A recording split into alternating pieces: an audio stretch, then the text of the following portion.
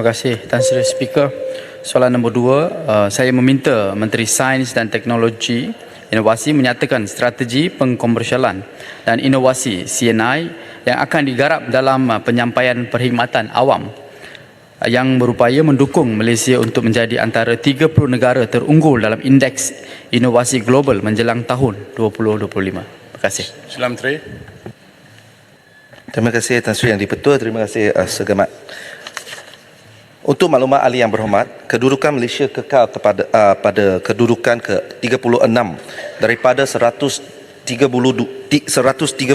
buah negara dalam laporan Global Innovation Index GII 2023. Walaupun begitu, skor GII negara telah meningkat kepada 40.9 pada tahun ini berbanding dengan 38.7 pada tahun sebelumnya.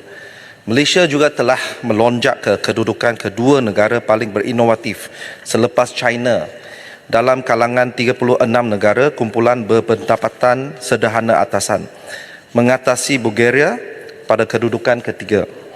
Dalam kalangan negara ASEAN pula, Malaysia kekal berada di tempat kedua selepas Singapura.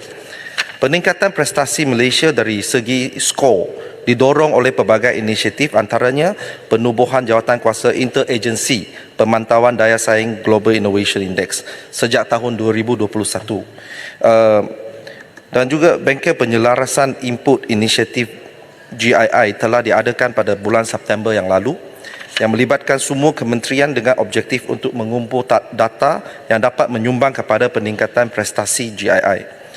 Dalam pada itu, sistem model data Global Innovation Index juga telah dibangunkan bagi menyediakan analisis terperinci mengenai metodologi GII, pembangunan senario bagi memperbaiki kedudukan negara serta akan bertindak sebagai kaedah pemantauan yang bersesuaian untuk digunakan dalam proses membuat keputusan berdasarkan fakta. Selain itu, bagi memastikan Malaysia berada di kedudukan 30 negara teratas dalam GII menjelang tahun 2025, sejajar dengan sasaran yang ditetapkan dalam kajian separuh penggar rancangan Malaysia ke-12, mesti akan melaksanakan inisiatif berikut. Yang pertama, mempergiatkan usaha-usaha pengkomersialan dengan pengukuhan dan pelaksanaan dasar pengkomersialan harta intelek dan reka cipta dibiayai kerajaan 2021 hingga 2025 supaya kementerian ataupun agensi kerajaan akan menguruskan harta intelek IP dengan sistematik bagi tujuan pengkomersialan dan seterusnya menjana pendapatan dan pertumbuhan ekonomi negara. Yang kedua, pengubalan plan tindakan kesihatan planet negara bagi memastikan Malaysia selangkah di hadapan dalam menangani isu kesihatan manusia dan hubung kait dengan alam semula jadi, biodiversity dan perubahan iklim yang turut diukur dalam GII. Yang ketiga, penyediaan maklumat pasaran ekosistem startup tempatan untuk membantu Bursa Malaysia dalam mengenal pasti startup yang berpotensi untuk disenaraikan di Bursa Malaysia. Yang terakhir, menggalakkan lagi banyak penglibatan pihak swasta dalam RDICNE, R&D dan innovation, commercialization dan juga ekosistem bagi meningkatkan business expenditure on R&D (BERT) melalui pelaksanaan Malaysia Science Endowment MSE. MSE merupakan satu platform pendanaan alternatif daripada pelbagai sumber seperti industri, dana antarabangsa, wakaf dan penderma. Academy Science Malaysia ASM selaku agensi pelaksana MSE sedang giat melaksanakan jelajah di dalam dan luar negara bagi menarik minat pihak berkepentingan seperti syarikat industri besar, persatuan-persatuan antarabangsa serta institusi penyelidikan bagi menjalinkan kerjasama dengan MSE. Sekian, terima kasih. Baik, Segamat.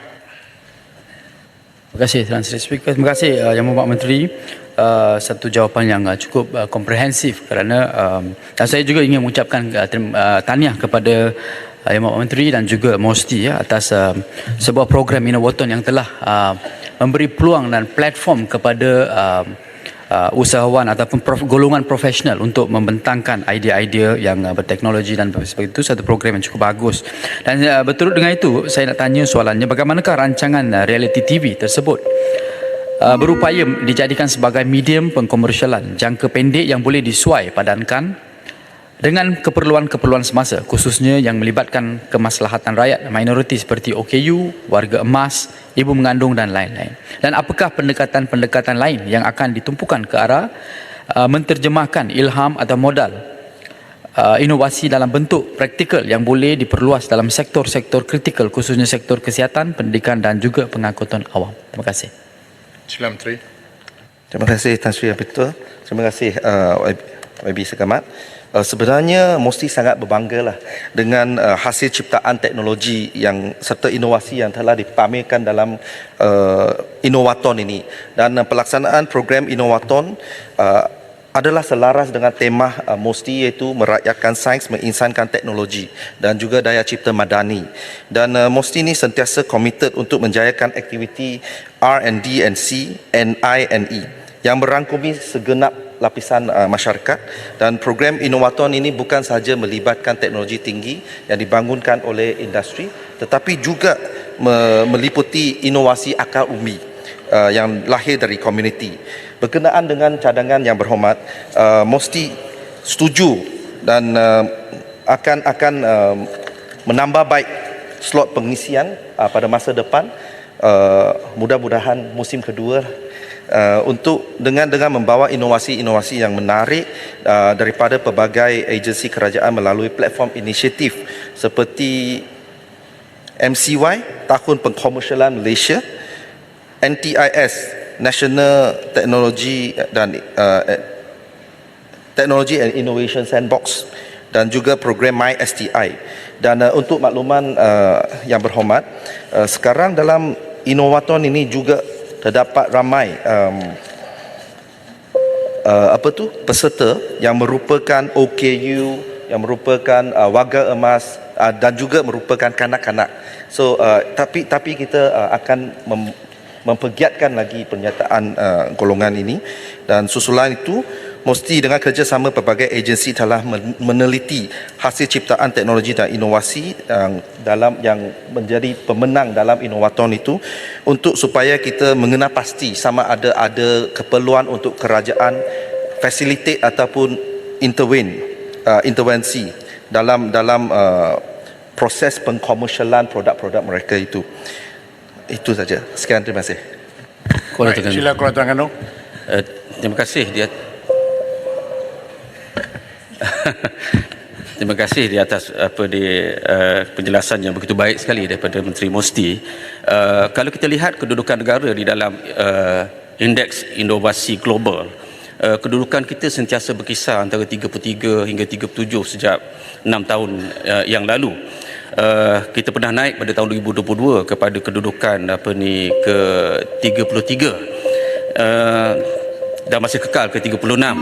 Jadi soalan saya, sasaran kita pada tahun 2025 untuk dapat kedudukan ke 30.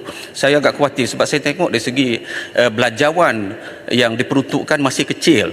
Misalnya untuk MIMOS bersekali dengan MISA, bersekali dengan drone, bersekali dengan robotik, 10 juta.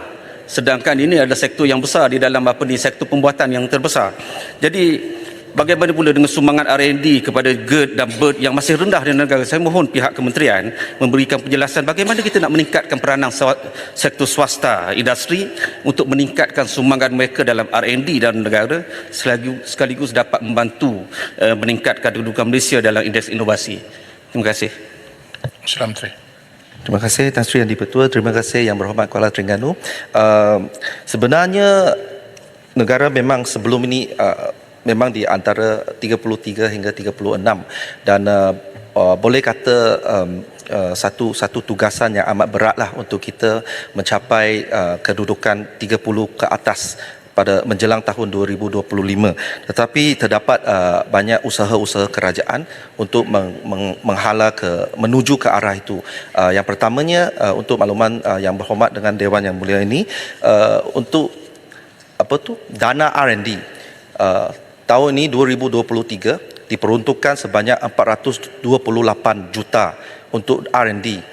Dan tahun depan 2024 kerajaan telah pun memperuntukkan sebanyak 510 juta, iaitu lonjakan lebih kurang 20%. Ini adalah salah satu usaha.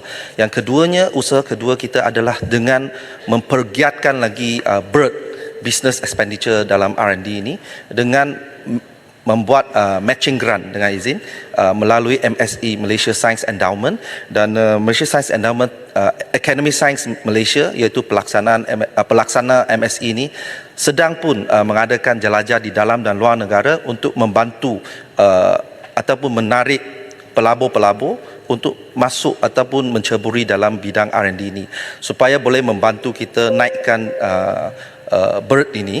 Sebab dalam 3 tahun yang lepas, kebanyakan bisnes kita tidak melibatkan diri dalam R&D. Mereka lebih melihat pada survivor dengan izin. Tapi sekarang kita sudah pasca pandemik, akan ada lebih industri yang akan melibatkan diri dalam aktiviti-aktiviti R&D ini dengan fasilitasi kerajaan seperti MSE dan lain-lain. Terima kasih. Baik.